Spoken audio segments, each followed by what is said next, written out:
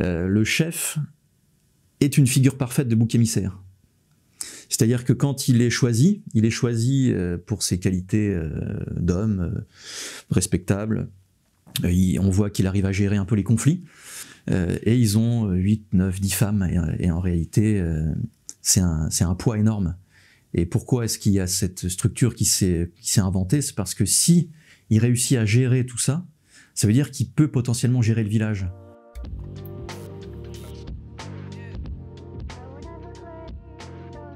Bienvenue dans cette nouvelle interview en studio du Média en 4K2. Aujourd'hui, j'ai le plaisir de recevoir Sylvain Durin. Bonjour. Bonjour madame, merci beaucoup de votre invitation. Merci d'avoir fait le déplacement surtout. Vous êtes anthropologue, réalisateur, auteur et directeur de la maison d'édition du Verbe Haut. Vous êtes ici pour nous présenter et pour nous parler de votre livre réédité dans sa version augmentée en 2021, Ce sang qui nous lie, matriarcat, patriarcat, sacrifice. Alors c'est un livre assez compliqué à comprendre quand on est novice, parce qu'il y a surtout plusieurs notions que vous abordez, historiques, anthropologiques, religieuses, sociétales, et on va tenter de décortiquer ensemble ces notions et essayer de vulgariser un peu le message, si vous êtes d'accord. Alors, je ferai au mieux. Tout d'abord, ce titre, ce sang qui nous lie, sang. Donc cet élément, ce liquide biologique, cet élément, est-ce que c'est lui qui est le fil conducteur finalement de votre livre? Oui, clairement. Je me souviens, la première version du livre date déjà de plus de 5 ans. Donc j'ai essayé tout à l'heure dans le train de me remémorer un peu les choses. Et le titre, j'ai eu beaucoup de mal à le trouver. Et en réalité, je me suis rendu compte qu'en étudiant la place du père au fil des âges, si on peut dire, dans ces 3 niveaux, famille, politique et spirituel, je me suis rendu compte que la place du sang, que ce soit symbolique ou réel, était omniprésente. Et donc j'ai proposé ce titre, Ce sang qui nous lie, et qui correspond à ces trois niveaux. Alors ça peut être un titre qui fait un peu peur, mais il y a des passages avec cette couverture aussi rouge, il y a cette couleur aussi. Oui, puis je parle du retour du sacrifice, retour du sacrifice humain. C'est des sujets, j'en ai bien conscience, assez compliqués. Mais je pense que ce sont des sujets encore plus d'actualité qu'il y a 5 ans à la première édition. Donc je pense qu'il faut se forcer un peu à se plonger dans ces textes-là pour au moins essayer un peu d'avoir une vision un peu claire de cette question du retour du sacrifice et du retour du sacrifice humain sanglant, ce qui n'est quand même pas rien.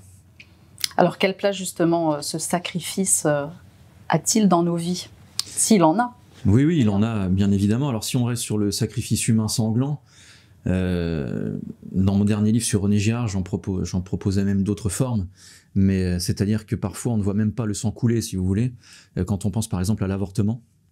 Alors j'ai eu beaucoup de polémiques par rapport à ça, mais je maintiens que dans ce que j'ai pu étudier, dans toutes ces communautés, des communautés primitives jusqu'à aujourd'hui, le sacrifice, l'avortement massif tel qu'on le vit aujourd'hui, est une forme de sacrifice humain, qui ne dit évidemment pas son nom.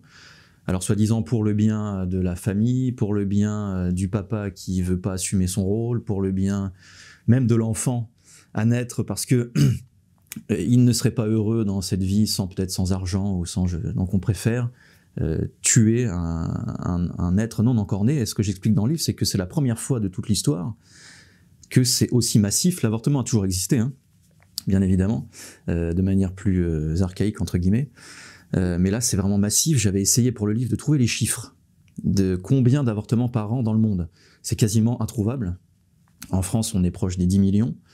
Mais dans le monde, c'est sans doute des dizaines et des dizaines de millions.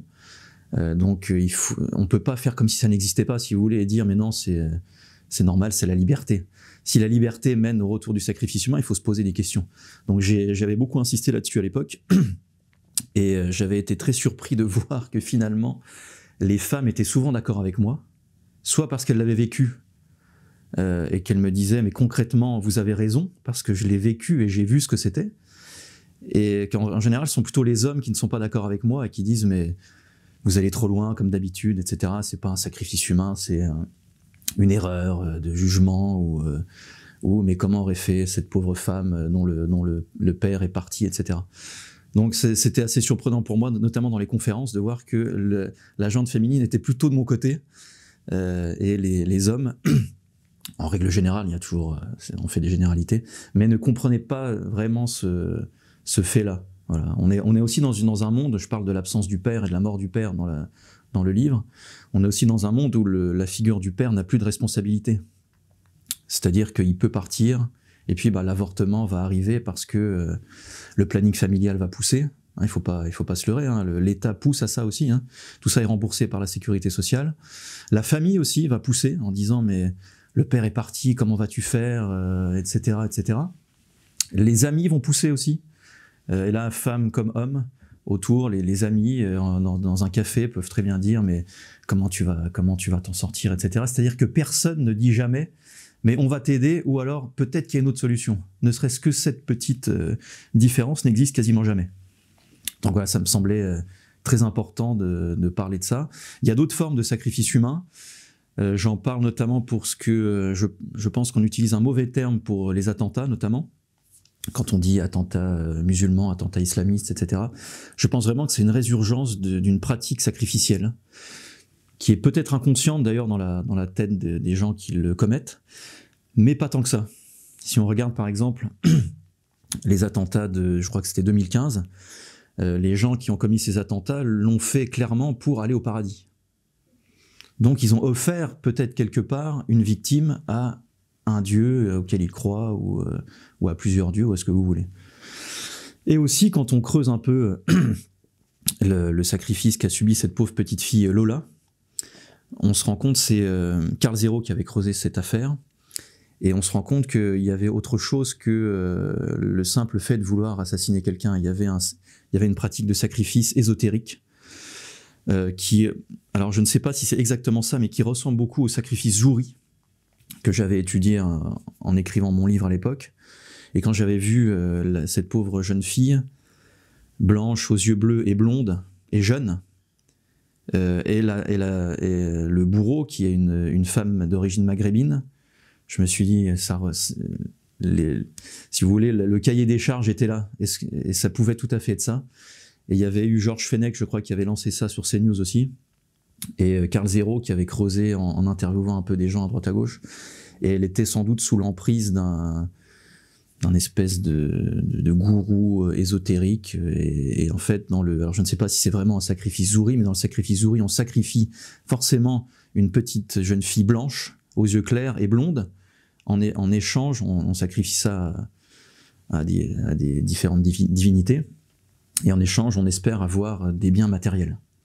Voilà, donc il faut bien comprendre, les auditeurs nous écoutent, ça peut paraître très morbide, mais nous sommes maintenant dans un monde où des gens viennent d'autres populations, d'autres croyances, et eux n'ont pas renié leur sacré comme nous on l'a fait. C'est-à-dire qu'eux savent très bien que le sacrifice est nécessaire à la vie. Et on n'a pas la même vision de la pratique sacrificielle. Donc c'est très important de comprendre ça, à mon avis. Alors, je vais quand même faire une petite remarque, parce que là, vous abordez vous parlez de personnes qui sont différentes de la France, du continent européen certainement, mais peut-être mettre un petit bémol, je ne sais pas si ce genre de sacrifice fait réellement partie de leur vie. En tout cas, voilà, là il faudrait aller interroger des gens en particulier sur les Zouris, parce que ça c'est un problème un peu assez spécifique. Tout à fait, ouais. Et puis quand vous avez énoncé aussi les attentats de 2015, je ne sais pas si les musulmans seraient d'accord avec votre discours. Je pense que dans ces exemples de sacrifices, là on est effectivement sur de l'ésotérique et sur d'autres peut-être dimensions. Oui, tout à fait. Moi, j'ai beaucoup de discussions avec des lecteurs d'origine musulmane, et j'ai réalisé quelques documentaires dans différents pays en Orient. J'aime beaucoup le côté culturel, l'accueil qui est resté, et je reviens toujours en me disant mais la loi naturelle est plus respectée dans ces pays que chez moi.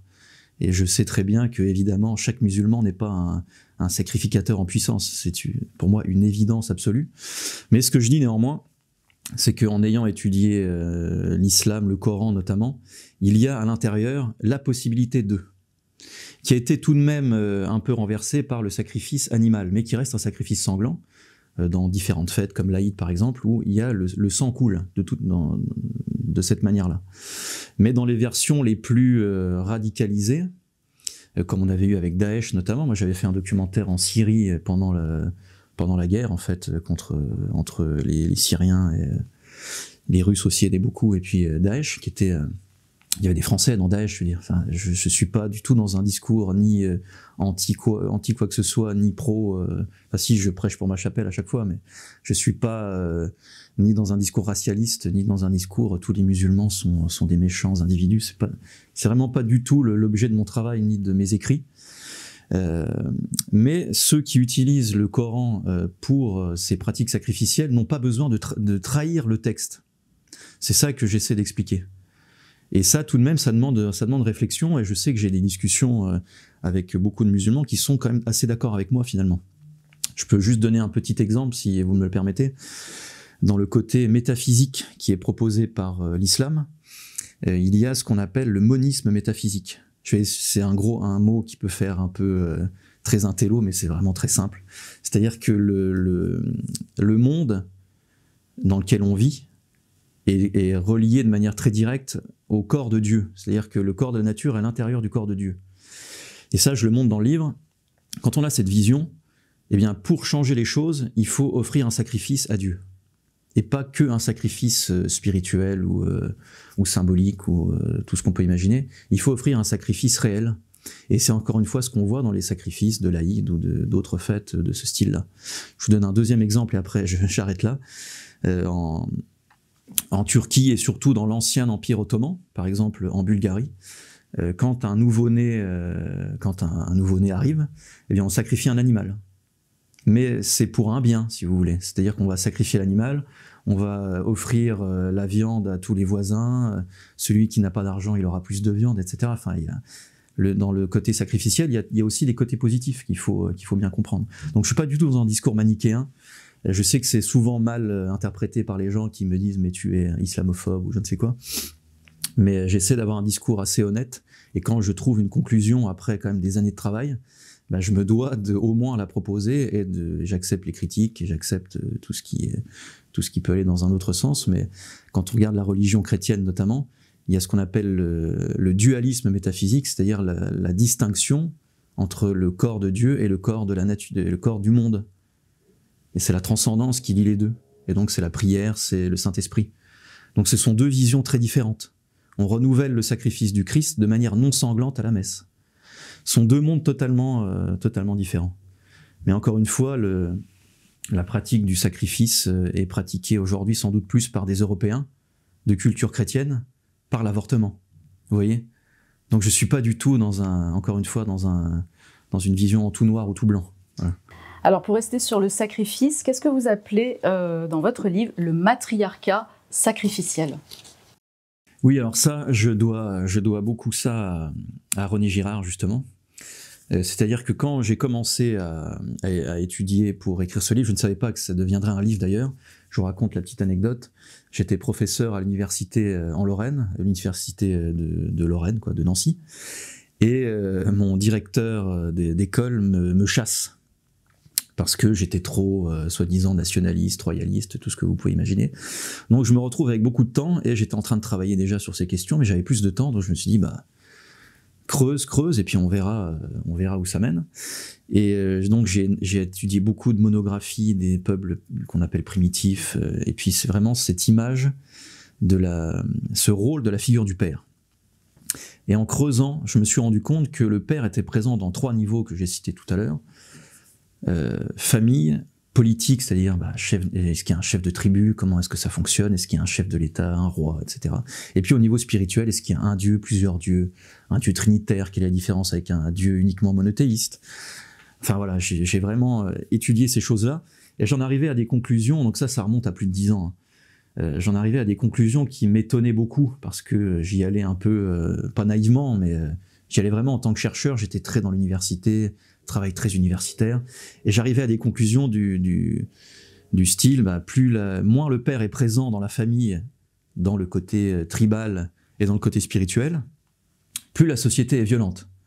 Donc j'arrivais à des choses que je ne retrouvais pas dans le monde médiatique, qui me disaient, mais le patriarcat tue, le matriarcat c'est le monde des bisounours, tout le monde se fait des bisous et tout le monde est heureux. Et puis donc j'étais surpris, j'ai continué et tout s'emboîtait vraiment très bien. Et une question me posait problème, c'est que dans ce monde du matriarcat, il y avait souvent une victime qui était désignée, mais je n'avais pas la grille de lecture et la clé de compréhension pour comprendre pourquoi. Et je tombe, par la providence ou par le hasard, selon ce que vous voudrez bien, sur le livre de René Girard, La violence et le sacré, que je dévore vraiment en quelques jours. Et oui, évidemment, c'était la désignation d'un bouc émissaire. Et donc j'ai proposé le concept de matriarcat sacrificiel, pour faire très très simple. Moins il y a de pères dans ces 3 niveaux, dans le niveau familial, le père biologique, niveau communautaire, un chef de tribu, le roi de France par exemple, qui est une figure vraiment patriarcale, quasiment parfaite au point de vue humain, on va dire, et moins cette présence d'un dieu qui empêche le monisme dont on a parlé juste avant, et bien plus la violence était présente, et plus le sacrifice était possible, sachant que René Girard nous dit que, et ça a été prouvé depuis, il a dit ça il y a une trentaine d'années, que sans doute beaucoup de communautés s'étaient entre-dévorées, entre-tuées, parce qu'elles n'arrivaient pas à désigner un bouc émissaire. Et aujourd'hui, on retrouve des villages qui datent de moins 12 000, ce qui révolutionne totalement l'anthropologie. Enfin, on revient totalement sur les bases maintenant de ce qu'on pensait. On trouve des villages voilà, il y a moins 12 000 ans, où les gens se sacrifiaient toute la journée, plusieurs fois par jour. Je vous donne un exemple, celui de Çatalhöyük. M'excuserez s'il y a des turcophones qui regardent l'émission, mais c'est un village qu'on a découvert, c'est Jan Oder qui a découvert ce village, un peu par hasard d'ailleurs, il ne pensait pas du tout tomber là-dessus. On voit un village qui était uniquement consacré à la pratique du sacrifice. Sacrifice humain, j'entends, avec une particularité, c'est que les enfants qui naissaient n'étaient pas élevés par leur famille biologique. On les donnait à des voisins, à quelques rues plus loin. Pourquoi ? Parce que c'est sans doute plus facile ou moins difficile de sacrifier un enfant si c'est sacrifier son propre enfant, ça peut poser plus de problèmes. Donc ils avaient même inventé des moyens de ce type-là pour enlever une part d'humanité. Et je donne le dernier exemple, c'est qu'on a retrouvé les os. Les os étaient brisés, l'os du crâne était brisé, il était replâtré pour être resacrifié. C'est-à-dire qu'il y avait peut-être même à un moment donné plus assez de monde pour pratiquer le sacrifice. Alors on ne connaît pas les dieux de cette époque, il y avait beaucoup de formes de taureaux, de guépards, de choses comme ça, donc on peut imaginer plein de choses. Parce que j'allais justement vous demander, est-ce que ces pratiques justement du sacrifice, ces pratiques sacrificielles, allons-y, sont liées finalement au paganisme ? Elles sont liées, ça je l'ai compris plus tard, elles sont liées à notre nature, si vous voulez, c'est que moi, je suis croyant, donc je vais parler comme un croyant, il faudra m'excuser si les gens ne le sont pas, mais Dieu nous a donné le besoin et le désir du sacrifice. Pourquoi ? Parce qu'il faut qu'on puisse comprendre le sacrifice du Christ. Mais si vous détournez la chose, ce sacrifice parfait du Christ, si vous le détournez, que vous soyez païen de l'Antiquité ou un homme moderne qui vit en France ou n'importe où dans le monde en 2024, eh bien vous allez dévier et vous allez commettre des crimes atroces. Alors que le principe même du sacrifice en soi est bon. C'est ça qui est très paradoxal et qui peut mener par une petite déviance à des choses totalement horribles. Je donne un autre exemple, si je peux le faire, qui n'est pas très joyeux, mais c'est pour vraiment montrer, parce que les Aztèques sacrifiaient d'une manière très particulière et qui, je trouve, symbolise bien cette vraiment dualité entre le bien et le mal avec la question du sacrifice. Alors, ils prenaient souvent un jeune enfant, souvent une femme, c'est toujours la même histoire, hein, c'est souvent des jumeaux, des jeunes filles, des jeunes vierges. C'est toujours ce qui est rare et ce qui est pur qui est sacrifié. Ils ouvraient la cage thoracique, ils enlevaient tout ce qu'ils pouvaient enlever, et ils mettaient le feu à l'intérieur. Pas pour brûler le corps, pour que le feu reste. Parce que le feu, ils pensaient que le sacrifice leur apporterait quelque chose de positif. Il y a la lumière, le feu. Donc en soi, l'idée qu'ils ont eue est bonne, mais ils n'avaient pas évidemment, c'était avant l'incarnation du Christ, etc., donc ils n'avaient pas les connaissances, c'est imparfait. Et le Christ vient parachever tous les sacrifices antiques, et les annihiler, et les détruire, et montrer en fait, et révéler le mensonge du sacrifice humain. Le peuple juif, par exemple, connaît ça depuis Moïse. Moïse a interdit le sacrifice humain de manière très stricte, en autorisant le sacrifice animal pour que les Hébreux puissent comprendre, d'ailleurs ça n'a pas vraiment fonctionné, mais puissent comprendre le rôle réel de Jésus. avec la passion, avec la croix et avec le sacrifice du Christ, qui nous propose enfin de sortir du monde cyclique de l'ordo ab chaos, et pour sortir du chaos, il faut un sacrifice pour retrouver un ordre, et on repart dans un cycle descendant, etc. Et historiquement, c'est Saint Augustin qui nous explique ça, le Christ permet une vision de l'histoire en ligne droite, c'est-à-dire que vous pouvez changer votre monde sans sacrifier personne. C'est quand même génial comme idée. À force de travail, de génie humain, d'entraide, enfin tout ce que vous pouvez imaginer, vous pouvez changer votre entourage. Je ne dis pas que vous allez changer le monde, mais vous pouvez le faire. On a les clés maintenant pour le faire. On n'a plus besoin de se tuer les uns les autres, de désigner des boucs émissaires, de retomber dans les cycles éternels de la violence. Ce qui est quand même exceptionnel. C'est voilà.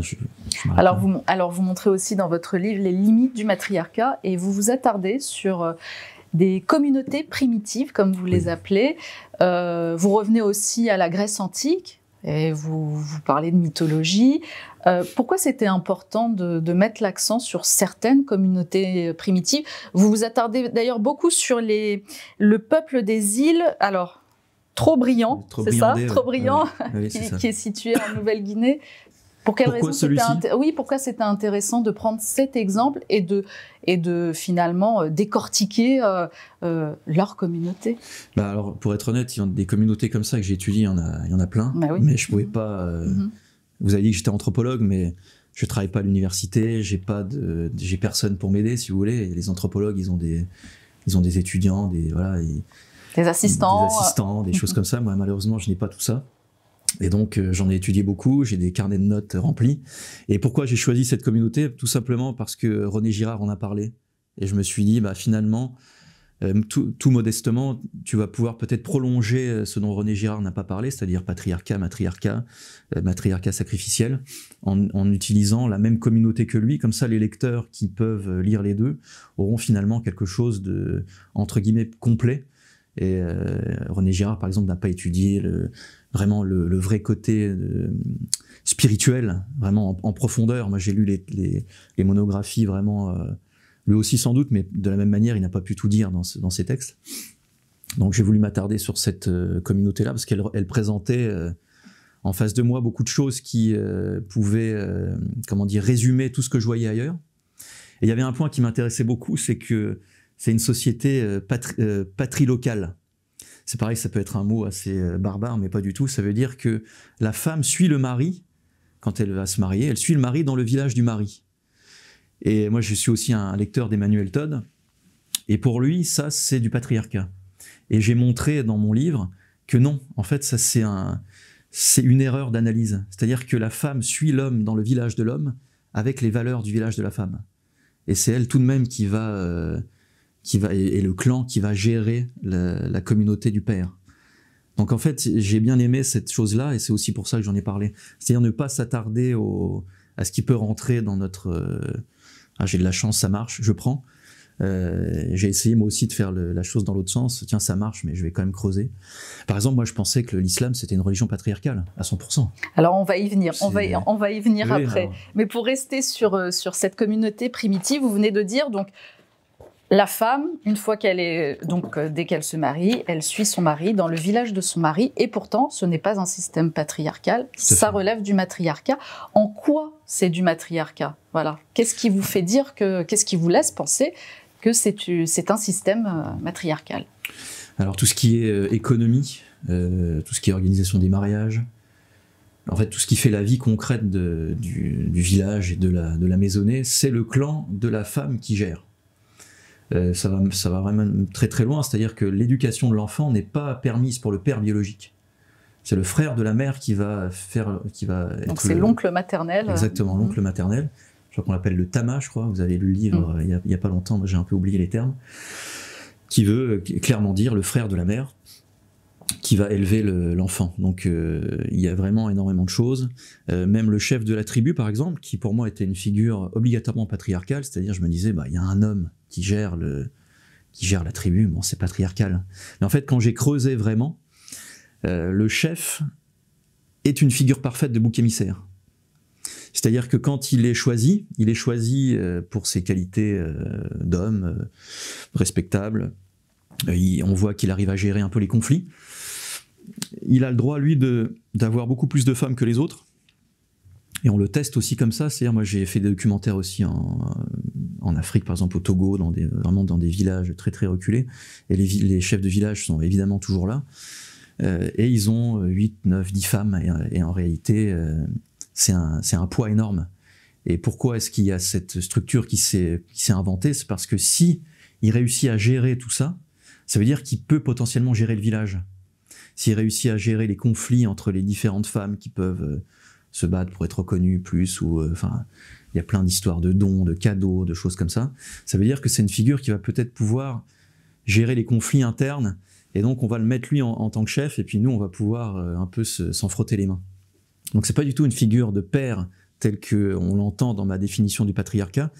Et quand le chaos sera vraiment très très présent, eh bien, en général, c'est lui qu'on va choisir pour être sacrifié. Alors René Girard dit que le choix est inconscient.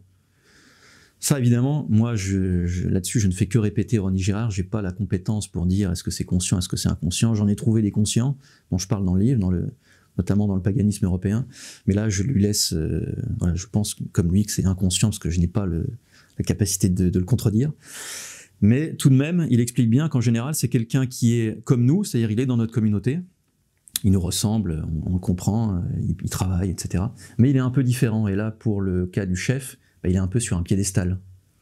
Donc il est comme nous, mais il est un peu différent. Donc c'est la figure parfaite pour le bouc émissaire. Donc la figure du bouc émissaire n'est pas du tout dans le monde patriarcal, puisque le monde patriarcal, c'est Dieu le Père qui nous offre son Fils, donc qui s'offre lui-même en sacrifice, et qui enlève le bouc émissaire. Vous voyez, donc ça c'est pas du patriarcat.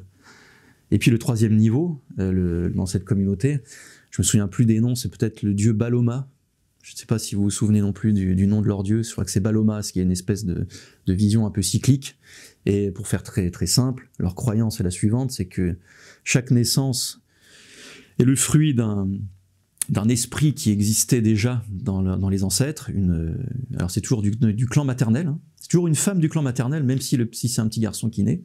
Donc imaginons une grande tante ou une arrière-grand-mère qui décède. Son esprit va se reposer sur une île. C'est une île qu'ils voyaient vraiment en plus. Ils avaient vraiment la vision de cette île, qui est une vraie île. Et ils pensaient qu'elle allait se régénérer sur cette île. Et une fois qu'elle était saine, qu'elle était pure, qu'elle était redevenue comme une âme pure, si on veut, comme un esprit pur, eh bien elle allait directement dans l'utérus d'une femme du village pour donner réincarnation de cette figure d'une ancienne femme du village. Donc même ça, quand j'avais trouvé ça, je me dis mais même ça colle, quoi. C'est-à-dire que c'est toujours dans le clan maternel, même si c'est un petit garçon. Et donc cet enfant est élevé à l'image de l'ancêtre décédé, alors, c'est ça? Ma question, c'était à l'époque, mais comment ils savent? Parce que moi, j'ai un côté aussi, j'ai la foi, mais je vis sur Terre, quoi. Et donc ça me paraissait un peu bizarre. Est-ce que les anthropologues n'en ont pas rajouté ou n'ont pas inventé des choses un peu incroyables? Et non, c'est prouvé par l'histoire des totems. Mm-hmm. Parce que chaque individu a un totem, souvent un animal, et ils attendent un peu le caractère de l'enfant. Et ils se disent, en fonction du caractère, toi tu es comme ton arrière-grand-mère ou ton arrière-grande-tante. Et donc c'est forcément tu es la réincarnation de cette femme et on va te donner le même totem que ton ancêtre. Voilà, donc l'enfant va grandir avec cette conscience-là, enfin cette croyance-là plutôt, d'être la réincarnation de son aïeul, quoi. Alors est-ce que pour vous, patriarcat et religion catholique sont indissociables ? Alors, oui, à 100%, mais nous sommes en 2024, donc je suis forcé de constater que oui, mais. C'est-à-dire que je parle aussi de la crise dans l'Église, qui conduit à une crise morale, qui conduit à une crise de la pratique, qui conduit à tout ce qu'on peut imaginer. Moi-même, je viens d'une famille qui n'est pas croyante. Je suis, comme on dit, un néo-converti. Moi, je me suis converti par le travail, en fait. C'est mon livre, Ce sang qui nous lie, qui m'a converti, qui m'a amené à la conversion, à la reconversion, parce que j'ai été baptisé. Donc, je vois bien que je ne peux pas arriver chez vous et dire, mais le monde catholique, c'est le patriarcat. Aujourd'hui, on voit que ça ne marche pas. Disons que dans le monde traditionnel, oui. Clairement, oui. Mais dans le monde moderne, c'est évidemment non. Je dis pas que tout le monde moderne est moche et sale et à tout renier, ce serait faux. Il faut surtout pas aller jusque-là. Mais les fruits de Vatican II ne sont pas très positifs, loin de là. Il y a des poches de résistance, hein. On m'a montré des choses, je sais très bien que des choses se font. À Paris, il y a des églises qui sont modernes, mais qui apparemment sont très bien, etc. Donc voilà, je peux dire oui, sur le papier, oui. Peut-être pendant 2000 ans, oui, mais aujourd'hui, il y a une crise tellement grave et tellement énorme que non. Je vous donnerai un seul exemple, dont je parle aussi dans mon dernier livre sur René Girard, c'est la question du sacrifice de la messe, tout simplement. C'est-à-dire que Vatican II a dévié cette question, l'a un peu transformée, en disant que finalement, elle s'est un peu protestantisée. C'est-à-dire que le sacrifice de la messe du dimanche matin est peut-être plus symbolique que réel. Peut-être que notre Seigneur n'est pas réellement dans l'hostie, peut-être que c'est uniquement symbolique. Peut-être qu'on est là avant tout pour faire communauté et pas renouveler le sacrifice sanglant du Christ de manière non sanglante. Voilà, donc tout ça, je détaille tout ça dans les livres, mais ça c'est une question extrêmement grave et qui provoque justement le fait de dire, bah non, la religion catholique conciliaire, comme on dit aujourd'hui, de Vatican II, ne rentre plus dans le monde du patriarcat. Les fraternités Saint-Pédis, fraternités Saint-Pierre, je connais un peu moins, mais tout ce monde-là un peu traditionnel, de ce que j'en sais, de ce que j'en vois, je peux dire que oui. Et puis les familles, je vois bien que oui, ça marche. C'est des gens qui n'ont pas besoin de réfléchir et de se dire mais ça, est-ce que c'est du patriarcat ou pas? Ils vivent en fait la vie d'un catholique comme c'était il y a 100 ans, quoi, ou même plus. Donc nous, moi je fais partie de cette génération qui ont connu la religion sur le tard et qui sont obligés d'intellectualiser la pratique, si vous voulez. On a besoin de savoir quoi faire, comment faire, etc. Donc je vois bien qu'il y a un problème, il y a un décalage entre ce qu'on nous propose et la réalité de la pratique. Alors comment on vit le patriarcat au quotidien quand on est catholique?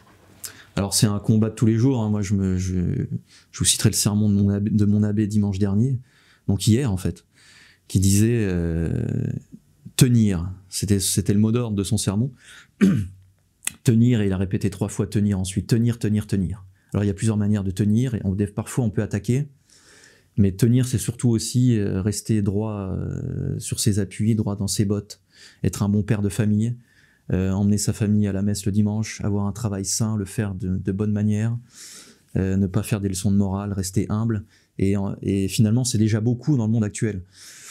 Notre abbé nous a dit que si un jour on avait une opportunité d'attaque, c'est-à-dire de porter nos valeurs plus profondément, et plus dur et plus vite, il faudrait le faire, mais que sans doute aujourd'hui, attaquer était peut-être contre-productif. Des exemples de personnalités qui ont perdu leur travail. Moi, ça m'est arrivé, je vous l'ai raconté tout à l'heure, parce qu'ils ont attaqué trop tôt. De gens qui ont perdu leurs amis, leurs familles, enfin tout ce qu'on peut imaginer. Donc peut-être qu'on est dans une période où il faut tenir, et c'est déjà beaucoup. Donc moi, à chaque fois, je dis toujours la même chose, c'est que je pense qu'on peut le faire dans les 3 niveaux, alors surtout dans 2 niveaux, pour être honnête, que j'ai proposé, c'est-à-dire le niveau familial, c'est compliqué, mais c'est pas interdit encore de fonder une famille vraiment patriarcale. C'est dur, parce que vous serez peut-être le seul de votre quartier ou le seul de votre famille, donc il faut tenir, mais c'est possible. On fait tous des erreurs, hein. C'est pas une question d'être un saint, c'est vraiment de tenir et retenir derrière. Le niveau 2 politique est plus compliqué. On s'en rend bien compte, les partis politiques qui sont les plus proches de nous s'éloignent de nous de plus en plus. Donc c'est pas évident, mais je pense quand même qu'on peut faire l'effort quand même d'obliger, dans certaines élections, d'obliger l'élu à nous écouter. Maintenant, on est quand même beaucoup plus nombreux. Dans une élection le député, il peut habiter à une demi-heure de chez vous. Enfin, sa permanence peut être pas loin de chez vous. Donc, vous pouvez aller le voir. Et si vous lui dites que vous avez voté pour lui, croyez-moi, ça fait quelque chose.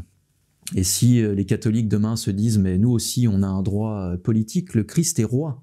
C'est-à-dire que le Christ n'est pas que quelque chose d'éthéré, le Christ est roi. Et en plus, c'est roi de France. Donc, c'est quelque chose qui est politique. Donc, on a aussi, nous, en tant que catholiques, droit de dire mais non, on n'est pas d'accord avec l'avortement de masse, on n'est pas d'accord avec l'immigration de masse, on n'est pas d'accord avec avec l'URSSAF qui saigne tous les pères de famille qui essaient d'avoir une petite entreprise. On n'est pas d'accord avec tout ça, il faut changer les choses. Et nous, on est prêt à voter pour vous si vous faites quelque chose. Et là, vous arrivez avec un poids qui peut être peut-être minoritaire, mais on ne sait jamais, dans certains lieux. Vous savez, moi je suis en Lorraine, dans certains lieux, il y a le village de mes parents, c'est 90% de vote qui est considéré aujourd'hui comme extrême droite. Hein. Et il y a des lieux comme ça qui existent.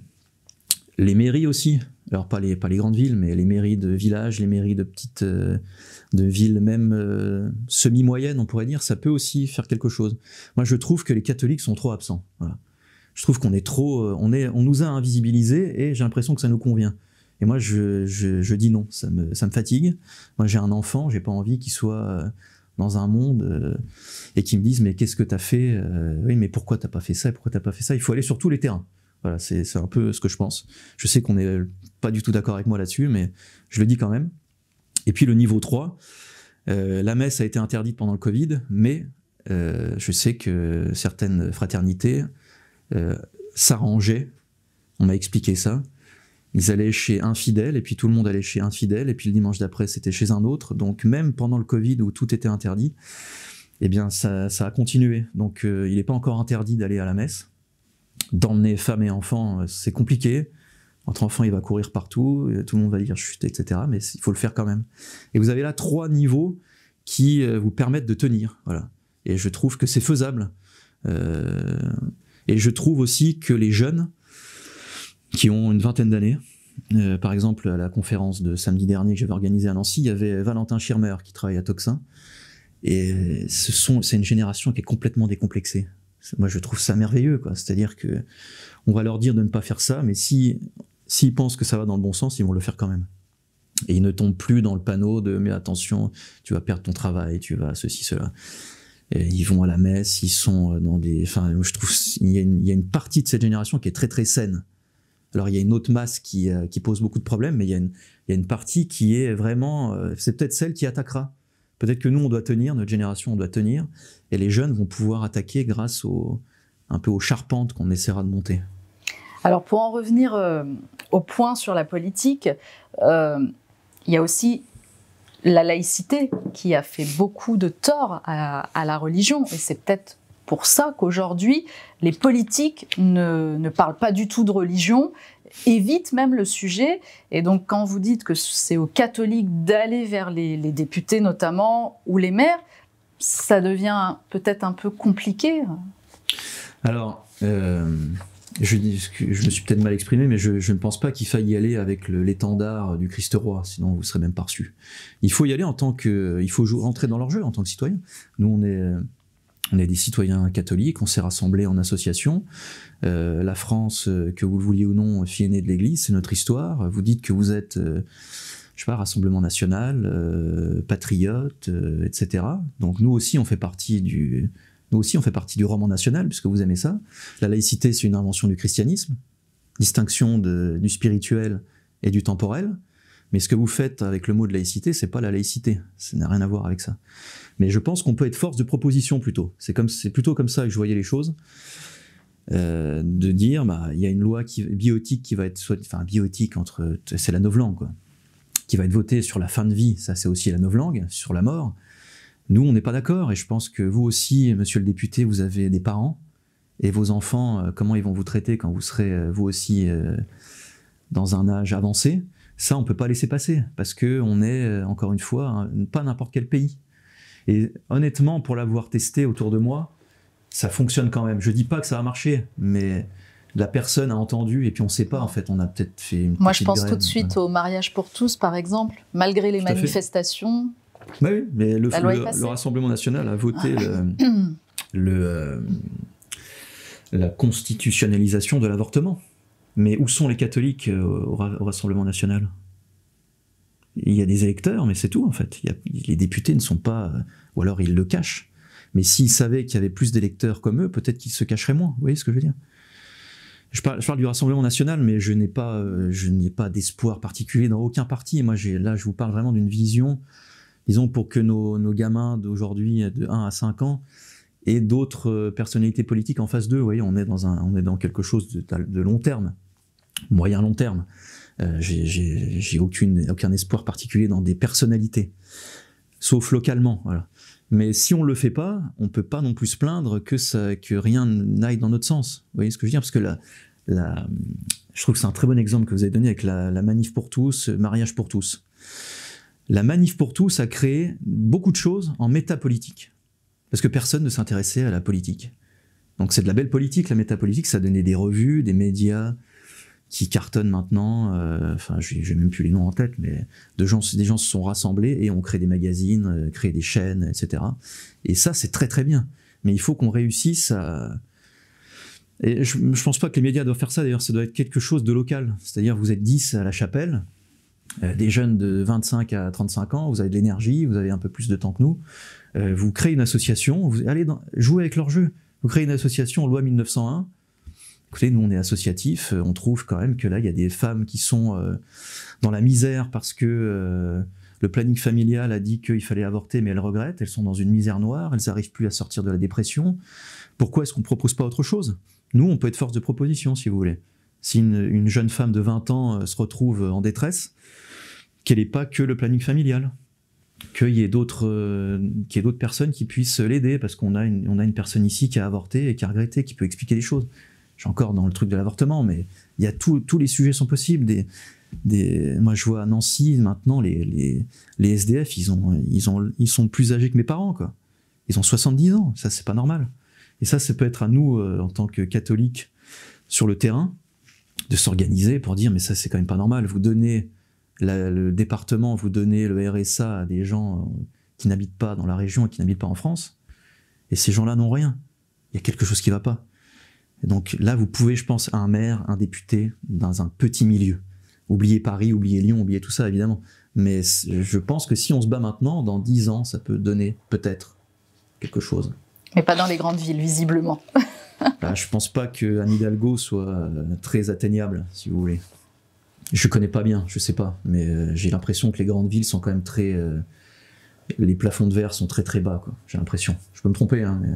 Bah, même en termes de fréquentation, par exemple, à la messe, j'ai l'impression que vous êtes plus nombreux à aller à la messe en province que dans les grandes villes.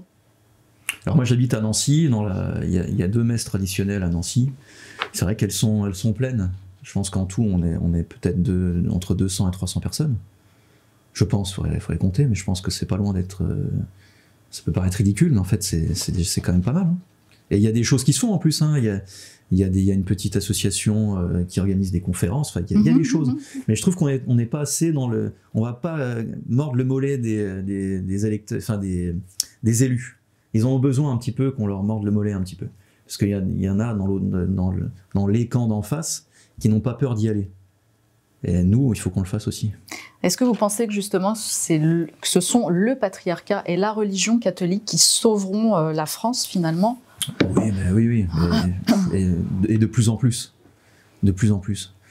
C'est-à-dire que la grande chance qu'on a en tant que Français, et même en tant qu'étranger habitant en France, parce que moi, on me dit souvent, mais vous êtes raciste, etc., mais vraiment pas du tout. Je dis souvent même aux gens qui sont étrangers et qui viennent en France, ils viennent en France pourquoi? Parce qu'ils aiment la France. Je parle pas des gens qui sont nés en France, ils sont plus problématiques parce que c'est le fruit vraiment de la République. L'anthropologie républicaine, c'est tout ce qu'on déteste aujourd'hui, que vous soyez blanc, noir, jaune, tout ce que vous voulez, c'est-à-dire que ce sont les enfants républicains, qui sont ni français, ni maghrébins, ni vraiment américains, ils sont républicains. On a inventé une anthropologie républicaine qu'il faudra un jour détruire, quoi. Il ne faut pas détruire les gens, hein, il faut détruire l'idéologie, bien entendu. Mais on a la chance avec la religion chrétienne, et catholique en particulier, bien évidemment, traditionnelle, c'est qu'elle nous propose une architecture. On a des solutions concrètes à nos problèmes. Et pour ceux qui ont la chance de pouvoir discuter avec un abbé, allez-y, vraiment, les abbés adorent ça en plus, répondre aux questions des gens qui sont néophytes et qui se disent « mais moi je suis père de famille, je ne sais pas ce que je dois faire, je suis perdu, on ne m'a pas appris, parce que mes parents ne m'ont pas transmis la chose, j'ai été mal élevé, mais j'aimerais faire mieux ». Eh bien, il y a 2000 ans d'expérience humaine qui elle-même se base sur des millénaires, des centaines et des centaines d'années, oui, des millénaires même, d'expérience humaine. C'est-à-dire que saint Thomas d'Aquin, saint Augustin se basent eux-mêmes sur des choses que d'autres génies ont pensées. Donc on n'a pas besoin de réinventer quoi que ce soit. Tout est là. Les relations intrafamiliales, elles n'ont pas changé. Hein. Si vous enlevez l'écran, c'est les mêmes relations. Et vous avez des gens qui sont normalement, si c'est un bon abbé, dépositaires de cette connaissance. Et ils vont vous expliquer comment faire. Alors au début, c'est difficile. Hein. Moi, j'ai connu ça parce que je viens d'un autre monde, vraiment un autre monde. Il y a des choses à arrêter, des choses à combattre, des choses à faire pousser, etc. C'est un combat intérieur très, très prenant, très compliqué, mais qui est pas infaisable. Donc on a cette chance-là. Après, la grande question, c'est celle de la foi. Souvent, on me dit, mais moi, j'ai pas la foi et j'y arrive pas, je sais pas, j'y arrive pas. C'est certainement pas moi qui ai une réponse à cette question, mais quelqu'un m'avait donné une très belle anecdote. C'est Lucien Cerise, pour ne pas le nommer, c'est public, donc je le dis, il n'a pas la foi, mais il se force parfois à aller à la messe parce qu'il sait que c'est dans l'anthropologie française. Et la France est la fille aînée de l'Église. Et peut-être qu'à force, eh bien, je dis pas que la foi va venir, mais au moins, vous serez en contact avec le sacré. Et c'est quand même merveilleux. Le chant grégorien, toute la liturgie, rien que ça, c'est exceptionnel. Et vous allez rencontrer des gens qui, eux, beaucoup ont la foi, évidemment, et qui, eux, ont fait déjà le travail depuis 1, 2, 3, 5 ans. D'autres, ça va être depuis 3 générations, et puis ça continue. Et donc, vous allez pouvoir imiter un peu et prendre des bons modèles. Et on ne rencontre pas beaucoup des bons modèles dans le monde du travail, dans le monde parfois familial, amical. C'est pas forcément toujours très, très sain. Et vous allez pouvoir évoluer comme ça. Donc oui, à 100%, il n'y a que le retour à au moins un catholicisme culturel d'abord, et ensuite le culturel pourquoi pas, comme dit René Girard, le culturel c'est le fils ou la fille aînée du cultuel. Donc pourquoi pas revenir dans l'autre sens, après tout, c'est possible. Alors on a parlé tout à l'heure du rôle de Vatican II dans la déconstruction du patriarcat et du noyau familial aussi. Vous avez évoqué justement le rôle du prêtre, le rôle de l'abbé. Est-ce que vous pensez réellement que les abbés ont leur propre libre arbitre finalement? Parce qu'ils sont quand même soumis à Vatican II.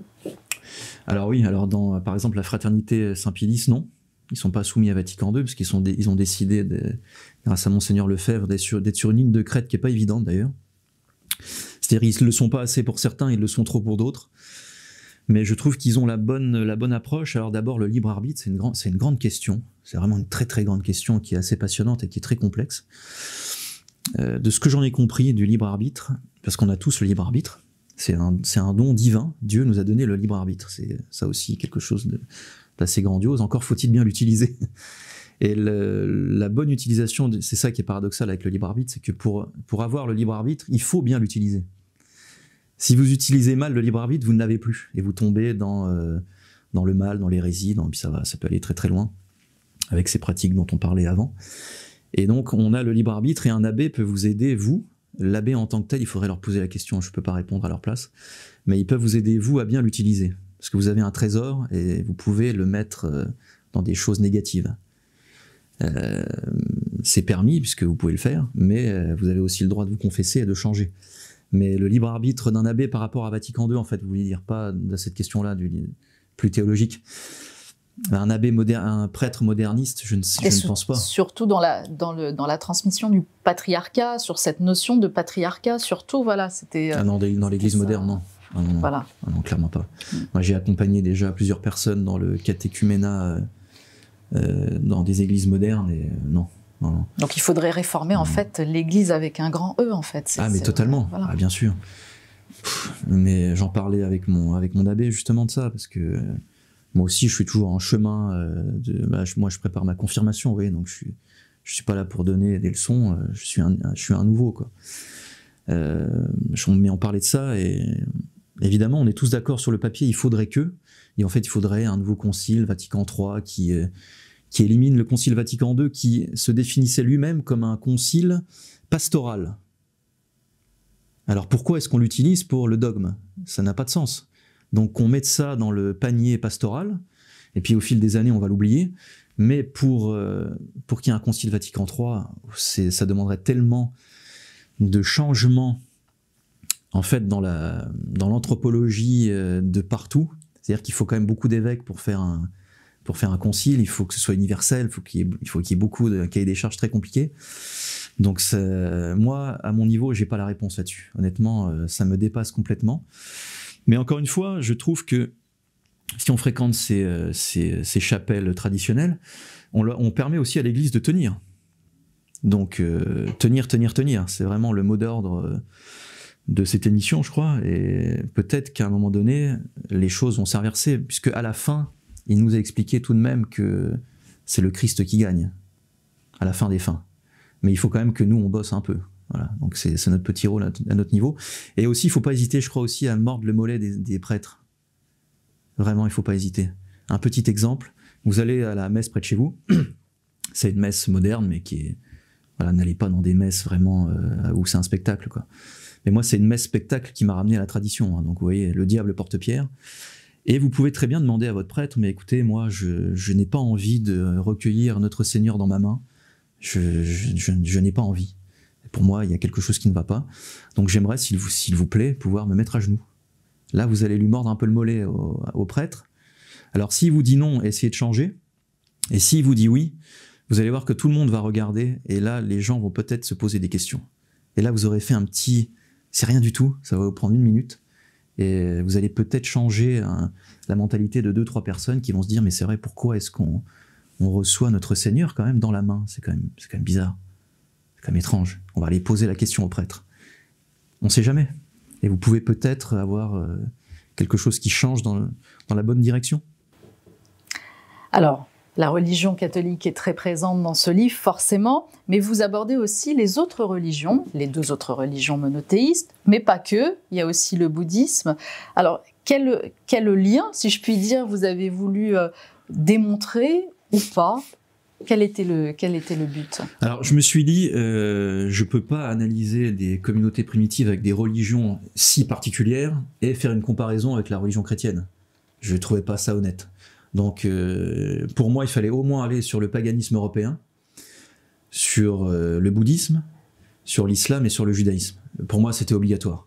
Et je pouvais pas arriver avec quelque chose de binaire en disant l'étendard du catholicisme, c'est génial par rapport à des communautés primitives qui n'avaient pas connaissance par fait qu'ils étaient là avant.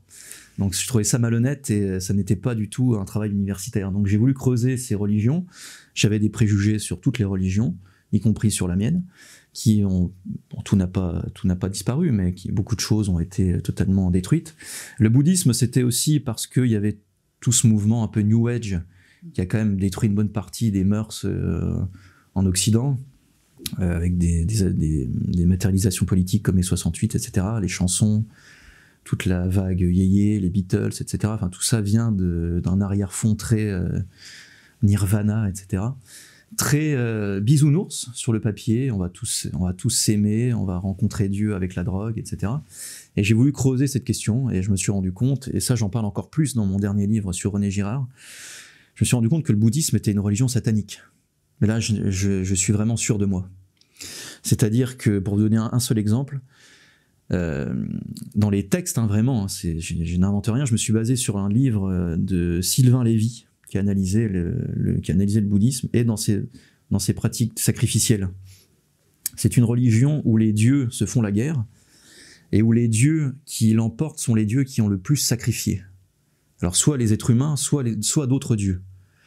Et celui qui sacrifie plus, à la chaîne vraiment, pas mieux, celui qui sacrifie plus, est le dieu vainqueur. D'ailleurs, l'image même du dieu vainqueur elle-même s'auto-sacrifiera et renaîtra, dans une vision, encore une fois, de l'ordo ab chaos, le cycle éternel, etc. Donc ça me semblait vraiment nécessaire, quand j'ai découvert ça, de l'expliquer dans le livre. Donc le bouddhisme, c'était pour ça. Est-ce que vous voulez que j'enchaîne sur les autres alors par exemple sur le judaïsme, vous faites le distinguo entre le pré-judaïsme et le post-judaïsme. Tout à fait, mais je le ferais la même chose si une religion primitive avait continué à exister et s'était transformée au moment de l'incarnation. J'aurais fait exactement la même chose, mais il n'y a que la religion évidemment de l'Ancien Testament qui a été accompli par le Nouveau Testament. Pourquoi ? C'est très simple. En réalité, je pense même que le judaïsme moderne, on ne devrait pas l'appeler judaïsme. Ça n'a pas de sens. Parce que le judaïsme, par définition, n'existe plus, puisque tout ce qui a été annoncé dans l'Ancien Testament est arrivé, c'est-à-dire l'incarnation de Dieu en un homme, vrai Dieu, qui se sacrifie pour l'humanité, qui lave nos péchés et qui propose enfin tout ce qu'on a dit tout à l'heure. Je ne vais pas redire la même chose. Donc pourquoi le judaïsme pré-christique est différent du post? C'est que le pré-christique annonce le Christ, donc il n'est pas patriarcal à 100%, c'est ce que j'explique dans le livre. Le niveau familial ne l'est pas du tout. Ce sont des familles tribales, beaucoup d'inceste, beaucoup de mariages très étranges, beaucoup de choses bizarres, beaucoup de violence, beaucoup de sacrifices humains. Les prophètes sont souvent sacrifiés. Mais ce qui est intéressant, c'est que le texte, que toutes ces générations qui tiennent quand même plusieurs millénaires même, le texte que ces gens nous proposent, alors qu'ils vivaient dans cette époque-là, et dans cette anthropologie familiale-là, c'est quand même du patriarcat. C'est-à-dire que ce qui est proposé, c'est un père, une mère, un enfant. C'est exceptionnel. Enfin, on sent vraiment qu'il y a un souffle divin. C'est la famille clanique qui deviendra par, on peut dire, l'évolution religieuse et par l'incarnation christique, la famille nucléaire. C'est comme si nous, aujourd'hui, on proposait comme modèle, alors qu'on est famille nucléaire, comme si on disait aujourd'hui, oui, la polygamie c'est génial, on va changer, en France, on va devenir polygame. Ce serait un retour en arrière absolument incroyable. Donc là, ça tient pas, mais quand même, il propose quelque chose, un modèle familial patriarcal, ce qui est très étonnant. Beaucoup d'anthropologues se cassent les dents, avec cette chose-là. Et à part la vision religieuse, je ne vois pas d'autre explication. C'est-à-dire qu'il y a l'esprit qui propose la crèche, en fait, si vous voulez. Joseph, Marie et Jésus, tout simplement. Ensuite, au niveau 2, au niveau politique, bon, ça marche pas non plus. Et encore, ça peut marcher sur un point. Ça marche pas parce que, évidemment, les prophètes se font tous sacrifier. Les rois sont des rois quand même pas très bons gestionnaires. Ils veulent la guerre, ils exterminent tout le monde. Enfin, c'est très violent, c'est très sacrificiel. Mais les prophètes, par leur verbe, c'est pareil, proposent quelque chose de très patriarcal, c'est-à-dire l'avènement du Christ. Donc là, ça fonctionne bien. Par exemple, Job, c'est la figure parfaite pour ce que j'essaie d'expliquer, c'est que lui, ce qu'il va vivre, c'est très douloureux. C'est une préfiguration du Christ, il va subir beaucoup de violence, il va être en passe à beaucoup de désignation de bouc émissaire, de violence physique, morale, tout ce que vous pouvez imaginer. Mais ce qu'il explique par le verbe, c'est parfait, c'est l'avènement du Christ, c'est bientôt le Christ, quoi. Et le niveau 3 religieux, ben là, il y a rien à dire, puisque c'est le même Dieu, quoi. C'est-à-dire qu'il ne faut pas tomber dans le marcionisme en disant l'Ancien Testament, c'est quelque chose qui ne nous regarde pas. Non, sans l'Ancien Testament, il n'y a fatalement pas le Nouveau, puisque pourquoi Dieu viendrait s'incarner en homme si tout l'Ancien Testament n'existe pas? Ça n'a aucun sens. Donc là, il y a une continuité métaphysique, uniquement, mais il n'y a pas de civilisation judéo-chrétienne, ça n'a aucun sens. Ce que j'essaie d'expliquer aussi dans le livre. Et il suffit aujourd'hui de voir ce qui se passe en Israël, par exemple, les rapports. Le judéo-christianisme, c'est quand même surtout judéo qui assassine christianisme et islam, quoi. Enfin, dire sur le papier, ça n'a vraiment aucun sens concret. Et c'est d'ailleurs revenu à la mode par Michel Onfray, si je ne dis pas de bêtises, qui, contre la décadence du monde moderne, veut sauver le judéo-christianisme, tout en nous disant qu'on ne peut rien faire contre la décadence, et donc il faut un peu mourir en buvant du champagne, quoi.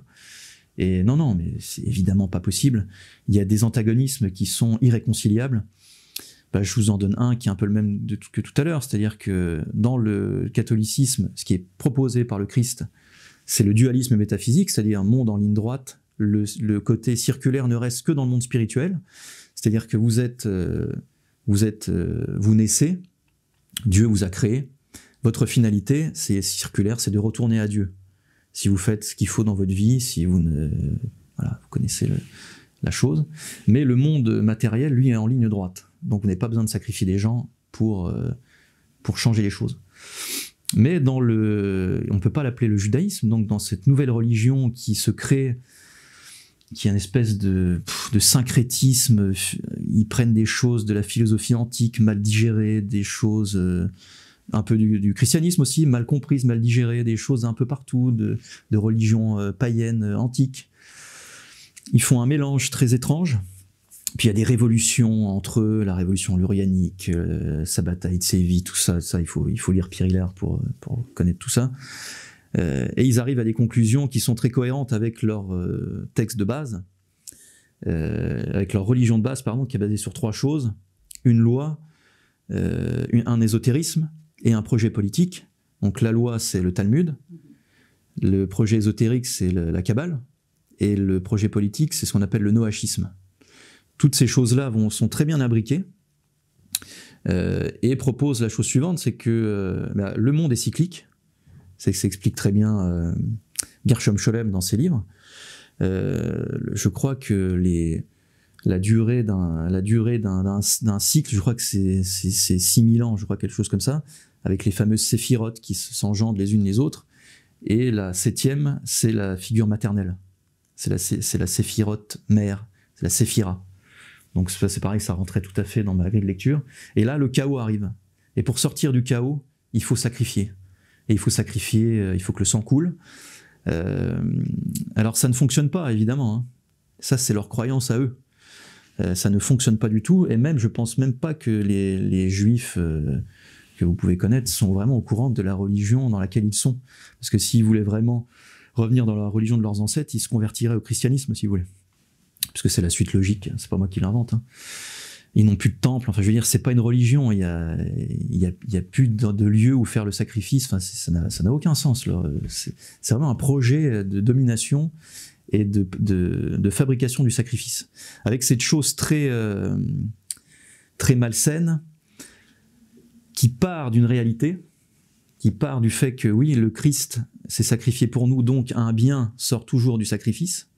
Mais eux pensent que le sacrifice en masse de population va forcément accélérer le bien final et l'avènement de leur Messie à eux. Donc il y a une formule que je n'ai plus là, mais plus tu fais le mal et plus ton bien sera grand. Voilà. Et encore une fois, je ne dis pas que tous les juifs pensent ça, hein, ça n'a vraiment rien à voir avec les individus. Ce sont des grands mouvements, des grandes idées qui ne sont pas partagées par tout le monde en plus, mais qui aujourd'hui, quand même, même si nos élites ne connaissent pas, imaginons, ne connaissent pas cette idéologie, ça fonctionne quand même pas mal. C'est quand même quelque chose qui, quand on voit ce qui se passe à Gaza aujourd'hui, j'ai vu tout à l'heure qu'un hôpital avait été brûlé. On est dans quelque chose de sacrificiel. Il faut pas, quand on écoute ce que dit Netanyahou, on est dans quelque chose de religieux, donc dans quelque chose de sacrificiel. Et voilà, il ne faut pas avoir peur de le dire. On peut critiquer toutes les religions. Moi, comme vous l'avez dit, je suis anthropologue. Je ne suis pas là pour être gentil ou méchant. La religion qui est proposée par ce qu'on appelle faussement le judaïsme après, disons, la conversion de l'Empire romain, eh bien, c'est quelque chose de très mauvais et qui mène à la destruction humaine. Donc, il est hors de question que je puisse cautionner ça. Et il faut dénoncer ça, bien absolument. Et j'ai même l'impression maintenant que tout le monde le fait, en fait, la dénonciation.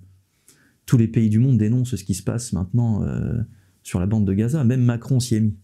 Donc on voit bien qu'il y a quelque chose d'inhumain là-dedans. Ça ne tient pas du tout. Il y a plein d'autres choses qu'on pourrait dire sur le Talmud, sur le noachisme, etc. Mais si on peut résumer, c'est à peu près ça. C'est-à-dire que c'est plus une idéologie qu'une religion finalement, parce qu'on ne peut pas sacrifier réellement, enfin dans le vrai sens du terme. Donc c'est une idéologie qui prône la superpuissance de ceux qui y sont. Donc les autres, oui, sont peut-être des êtres humains, mais bon, voilà, ils sont un petit peu à l'écart quand même.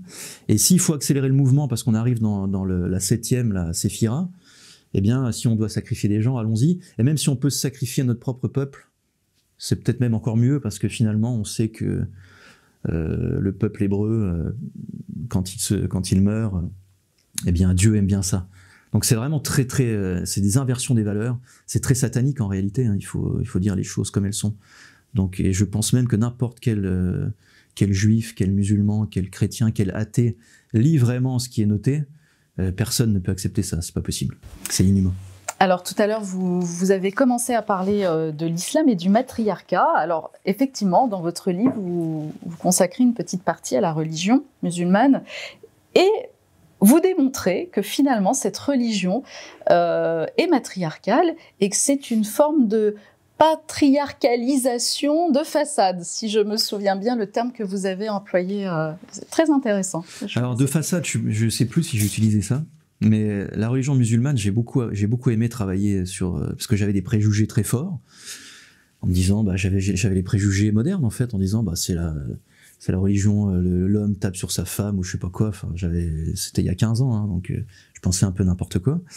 Et en fait, je me suis rendu compte que au niveau familial, ça ne tenait pas du tout, parce que ce sont des familles claniques. Alors, il y a une chose patriarcale dans le monde musulman, c'est la figure du père. Le père biologique est dans la maison, il peut décider des choses, il a un poids quand même. Je connais bien maintenant, il a un poids, mais qui a un poids limité. Je donne un exemple. Si vous voulez marier votre fils ou votre fille, c'est pas le père qui décide. C'est la tante qui habite dans la ville ou dans le village d'à côté. Ça existe encore, ça, dans les pays musulmans. Pas partout, hein, j'allais dire pas dans les grandes villes, mais si, même dans les grandes villes, qui va dire, mais ta fille, elle irait bien avec le fils d'un tel. Je vois bien que les deux caractères pourraient s'accorder, etc. Donc c'est toujours une femme et toujours une tante qui gère le côté matrimonial. Ce qui est quand même important quand même dans la vision patriarcale de transmission, etc. Donc ça ne colle pas. Mais le père biologique, c'est le père des enfants qui est dans la maison. Donc ça, oui, c'est patriarcal. Le reste ne colle pas. La femme, la mère, sous des aspects qu'on ne comprend mal en Europe et en Occident, qu'on appelle soumission, parce qu'il y a un voile, parce qu'il y a le silence, parce qu'il y a plein de choses, qui n'est pas du tout quelque chose forcément de négatif. L'homme aussi doit avoir un accoutrement particulier parfois. Enfin, il ne faut pas voir ça avec notre grille de lecture à nous de liberté, pas liberté. C'est pas parce qu'une femme est voilée qu'elle n'est pas libre. Enfin, ça, là, on réfléchit avec notre cerveau d'occidental. Il y a des femmes voilées dans des pays musulmans que j'ai rencontrés qui sont plus libres que des femmes non voilées françaises. Vous voyez, ça n'a strictement rien à voir.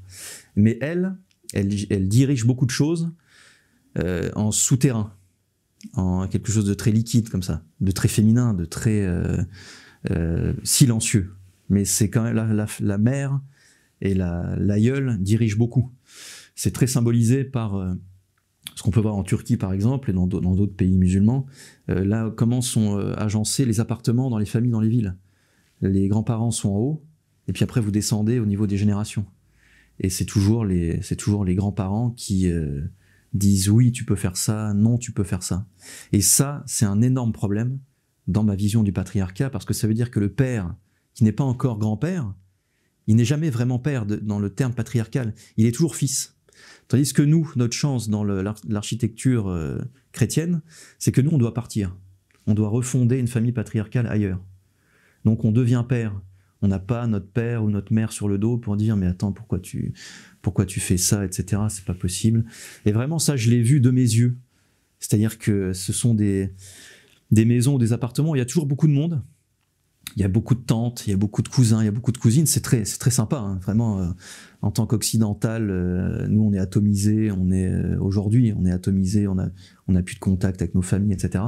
C'est très beau à voir, en fait, cette union. Mais quand vous creusez, il y a beaucoup de frustration dans les jeunes générations. Et c'est toujours le premier fils, en plus, qui, quand il deviendra le plus vieux, gérera lui aussi ses frères et tous les enfants. C'est-à-dire que dans ces gens-là, les pères ne deviendront jamais pères, vraiment dans le sens patriarcal. Est-ce que ça, c'est vraiment quelque chose que vous avez remarqué qui s'étend à tout le monde musulman, ou on peut parler de culturel, peut-être ? De certains pays qui auraient ces traditions-là Alors même les pays qui sont très occidentalisés par leur histoire, comme la Turquie qui a été occidentalisée par Atatürk, il n'y a que ça partout. Les familles nucléaires, j'en ai pas vu une seule. Alors c'est les Européens qui vivent à Istanbul par exemple, mais encore une fois il ne s'agit pas de dire que c'est mal, mais en tout cas ça ne correspond pas au patriarcat. Au Maghreb, j'ai assez de messages, à l'époque de la sortie du livre, j'avais assez de messages de gens qui me disaient « mais vous avez tout à fait raison » et on vit ça même aujourd'hui dans nos banlieues. Moi j'avais des jeunes hommes qui me disaient « mais moi je vis pas dans la terre de mes ancêtres, mais je vis comme dans la terre de mes ancêtres dans mon HLM. » Ce que vous dites, c'est absolument vrai. L'exemple qu'il me donnait, ce qui est très juste, c'est que si lui voulait changer de religion, eh bien il changeait de famille. Parce qu'il ne serait plus jamais accepté dans sa famille. Et il me disait, moi, je lis, je vous écoute, j'écoute Pierre Hillard, j'écoute plein de monde. J'adorerais, je vais à l'église en cachette, j'adorerais me convertir, mais comment faire le choix entre sa famille, qu'on aime, encore heureux. Encore une fois, ce sont des gens qui portent la loi naturelle pour de vrai. La famille, c'est quelque chose de l'hospitalité, le partage, enfin, c'est exceptionnel. C'est pas des clichés, ça, c'est la réalité. Et donc la loi naturelle, ils la portent, donc ils peuvent pas se détacher de la loi naturelle pour aller vers Dieu. Oui, c'est extrêmement complexe. Alors il y a des familles qui acceptent. Hein. Je sais que tous les ans, il y a 2000 à peu près musulmans, surtout des femmes d'ailleurs musulmanes, qui se convertissent, mais c'est extrêmement compliqué. Parce que justement, vous êtes dans un cocon matriarcal, vous ne pouvez pas couper le cocon de la mère clanique, si vous voulez. Le clan, c'est vraiment le symbole de la mère. Et ça, c'est quelque chose, avec le temps, là, depuis 5 ans que le livre est sorti, que j'ai pu voir de mes yeux quand je travaille dans des pays musulmans, par exemple, que j'ai pu vraiment reanalyser vraiment. Et les pays musulmans les plus occidentalisés n'ont pas... alors, je ne suis pas allé partout, ça doit exister quand même. Dans le livre, je donne un exemple. L'émirat, dont j'ai oublié son nom, le prince qui a... Au Qatar, c'est ça, c'est le Qatar que vous... Il a changé de mode de transmission. Il a patriarcalisé, si on veut, le mode de transmission en disant que ce serait son premier fils qui reprendrait le pouvoir. Alors qu'à l'époque, ça pouvait être un cousin. Et ça, c'est une forme d'avancée patriarcale. Parce que ça évite la guerre de clans. Je ne sais pas s'il s'est rendu compte quand il a fait ça, c'est Ben Salman.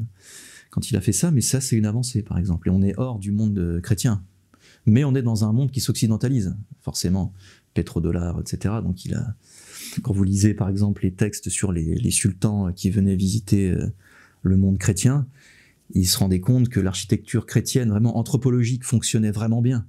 Ils disaient au roi de France, mais c'est quand même incroyable, vous les chrétiens, les routes ça marche, l'économie ça marche, il n'y a pas trop de violence, enfin, tout fonctionne. Moi, quand je vais rentrer chez moi, il va falloir que je gère la guerre de clans, la guerre de...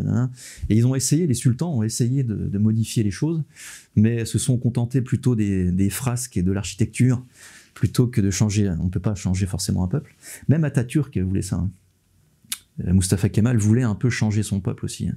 Il s'inspirait beaucoup de la Révolution française, et il a occidentalisé son pays, malheureusement, d'une manière... révolutionnaire dans le mauvais sens du terme, et ce qui donne aujourd'hui un pays, la Turquie, qui est toujours magnifique, mais qui est entre remontée de l'islam et en même temps révolution française, quoi. C'est-à-dire qu'on a deux choses là qui peuvent à un moment donné exploser. Et puis le niveau 2 de l'islam, donc le niveau de chef, mais il n'y a pas en islam de lieutenant de Allah, par exemple. Nous, on a le lieutenant du Christ, qui était le roi de France, qui est pour moi la plus belle figure de patriarcat, puisque c'est lui qui est en représentation du vrai roi de France, qui est le Christ. Mais dans les pays musulmans, il n'y a pas de lieutenant direct de Allah ou de Mahomet.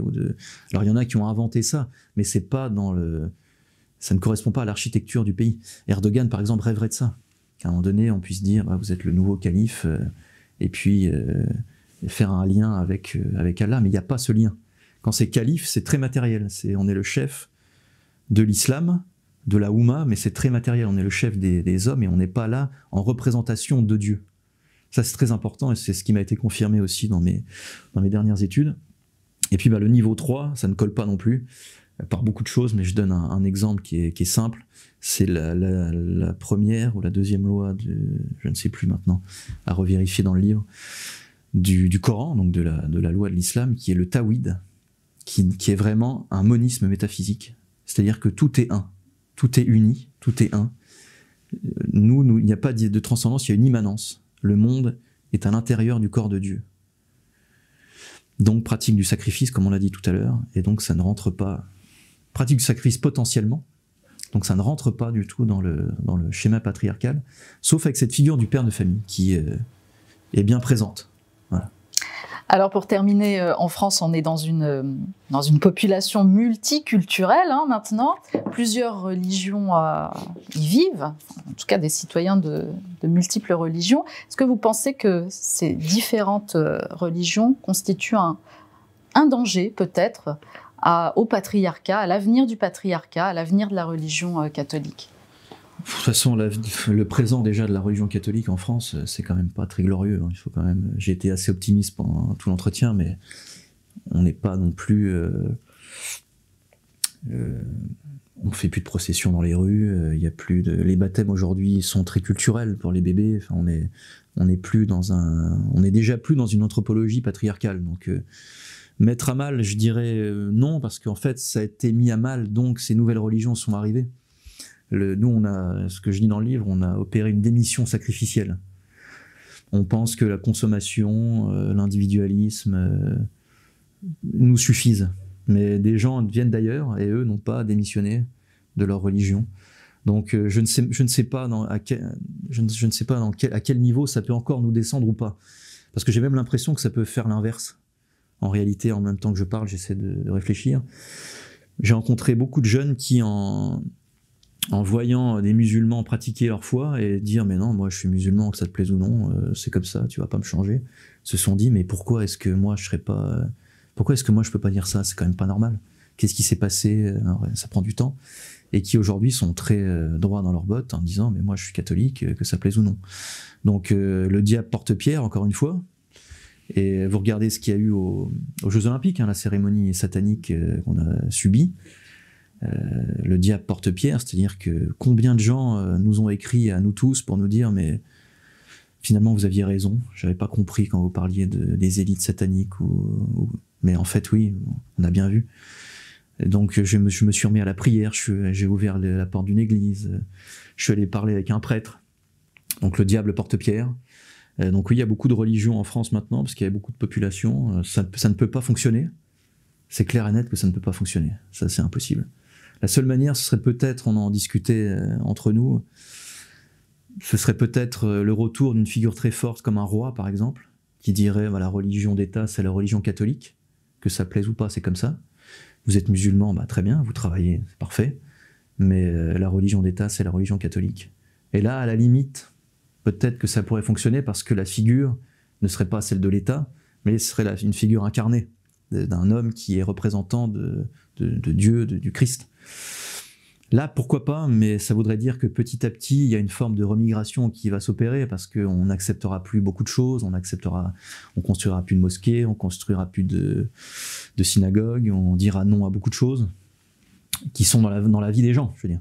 Donc peut-être que naturellement, ça se ferait comme ça, mais remettre un roi sur le trône de France, là, on est dans du fantasme qui nous mène à un siècle et demi. Sauf s'il y a un chaos demain, mais je suis même pas sûr qu'après un chaos, on arriverait à cette chose-là. Donc je ne pense pas, je pense avoir la réponse maintenant, je pense pas que ce soit vraiment les autres religions qui détruisent le catholicisme.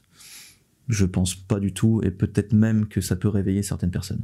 Parce qu'on voit une forme de religiosité, quoi.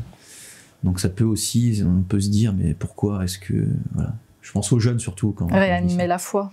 Exactement. Oui, tout à fait. Mais il y a quelque chose qui nous attend aussi, c'est quand même la confrontation de tout ça. Hein.